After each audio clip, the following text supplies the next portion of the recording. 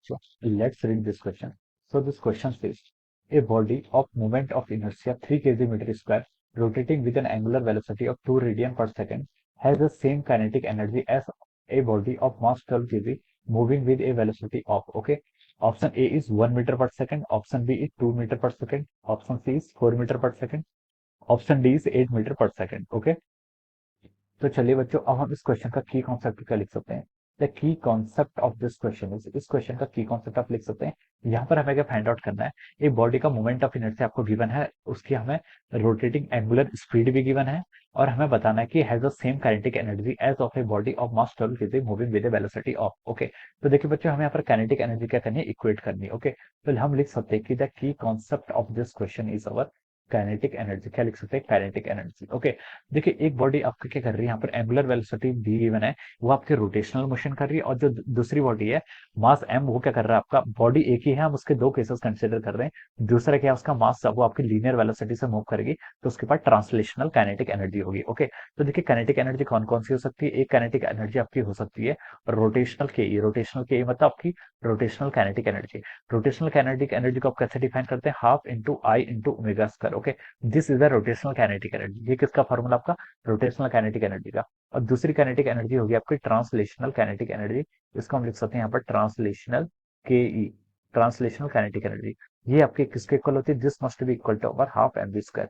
ये आपके half M B square की क्या होती है, इक्वल होती है. ओके, अब देखिए यहाँ से हम क्या कह सकते हैं, देखिए यहाँ से बॉडी का मोमेंट ऑफ इनर्शिया आपको गिवन है, मोमेंट ऑफ इनर्शिया कितना गिवन है, आई, वो आपको गिवन है 3 kg metre square. Okay, this is our moment of inertia. ये क्या आपका मोमेंट ऑफ इनर्शिया गिवन है, rotating with an angular velocity of 2 radian per second.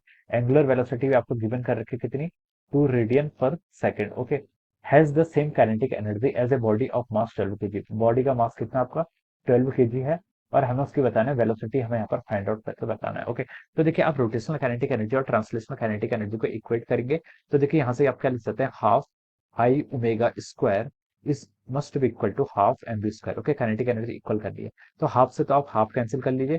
अब इसका फर्दर सॉल्व कीजिए. देखिए आई आपको क्वेश्चन में गिवन है कितना, 3 kg मीटर स्क्वायर. सब हम यहाँ पर ऐसा यूनिट में कर रहे हैं. ओके, तो हमें यूनिट की टेंशन नहीं लेनी है. ओमेगा स्क्वायर, ओमेगा कितना आपका 2 रेडियन पर सेकंड है, तो हमने इसको 2 का स्क्वायर कर लिया, is equal to M B square. M कितना आपका 12 है, इंटू बी का स्क्वायर.